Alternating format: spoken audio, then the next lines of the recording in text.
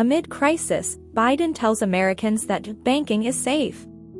Before the video, we would like to ask you to like, subscribe to the channel and turn on notifications to receive more content like this daily.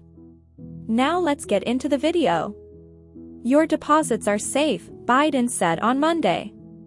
President Joe Biden spoke Monday morning in an effort to reassure Americans that there is no need to panic after federal agencies stepped in following the failures of two major banks over the weekend. Check the interview in full. Before I leave for California, I want to briefly speak about what's happening in Silicon Valley Bank and Signature Bank. Today, thanks to the quick action of my administration over the past few days, Americans can have confidence that the banking system is safe. Your deposits will be there when you need them.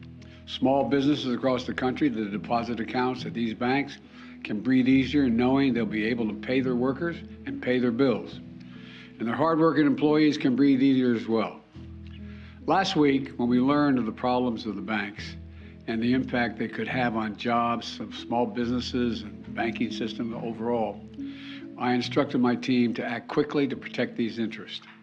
They've done that.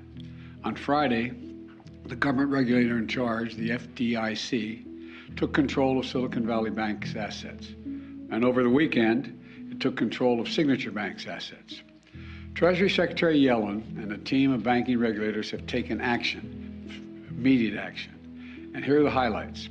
First, all customers who had deposits in these banks can rest assured they'll be protected and they'll have access to their money as of today.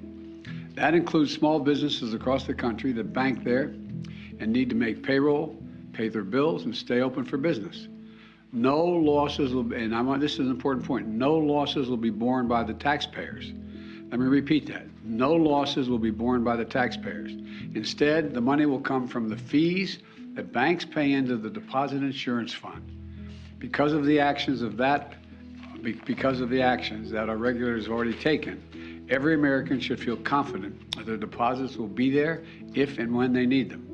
Second, the management of these banks will be fired.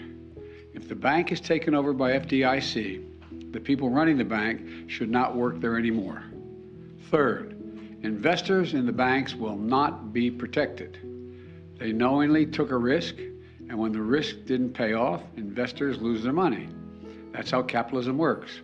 And fourth, there are important questions of how these banks got into the circumstance in the first place.